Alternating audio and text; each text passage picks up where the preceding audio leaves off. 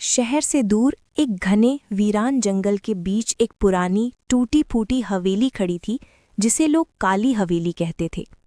उसकी शीशे टूटे हुए थे और छत पर काई जमी हुई थी। आसपास के लोग कहते थे कि उस हवेली में किसी आत्मा का वास है जो अंधेरा होते ही जाग उठती है। एक तूफानी रात जब बिजली कड़क रही थी और तेज बारिश हो रही थी, 4 दोस्त राहुल, प्रिया, समीर और अंजलि शर्त लगाकर उस हवेली में घुसने का फैसला करते हैं। उनका मकसद केवल ये साबित करना था कि भूत प्रेत जैसी कोई चीज नहीं होती।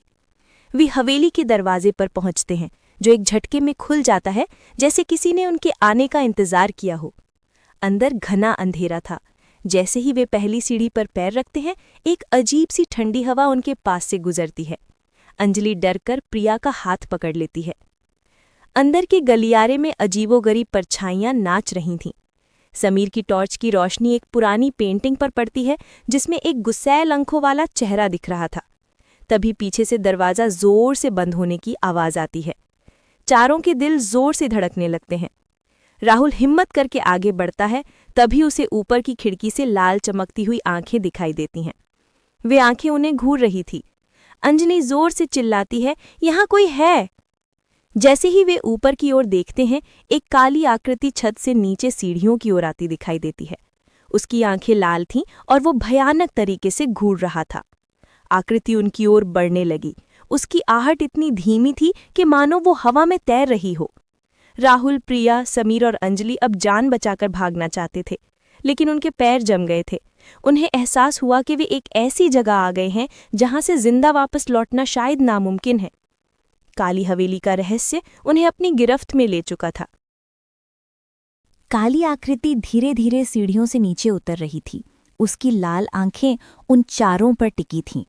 डर के मारे राहुल को एहसास हुआ कि उनके पास भागने के लिए केवल एक ही रास्ता बचा है, पेंटिंग वाला पुराना गलियारा। चलो भागो, राहुल ने चिल्लाकर कहा। वे चारों दरवाजे की ओर भागे, लेकिन वे मजबूती से बंद हो चुका था। तभी प्रिया को याद आया कि गलियारे में एक पुराना लकड़ी का दरवाज़ा था जो शायद तहखाने में जाता हो। वे उस दरवाजे की ओर मुड़े। पीछे वह काली आकृति अब तेज गति से उनकी ओर बढ़ रही थी और उसके आने से हवा में सड़ी हुई मांस की गंध फैलने लगी। अंजलि ने जल्दी से उस लकड़ी के दरवाजे का कुंडा खोला और वे चारों बिना सोचे समझे अंधेरी सीढ़ियों से नीचे तहखाने में कूद गए। दरवाज़ा बंद होते ही उन्होंने ऊपर से जोरदार टकराने की आवाज़ सुनी। तहखाना और भी ज्यादा डरावना था। सीलन भरी हवा, चारों ओर मकड़ी के जाले और बीच में एक पत्थर की मेज़। समीर ने अपनी टॉर्च चलाई।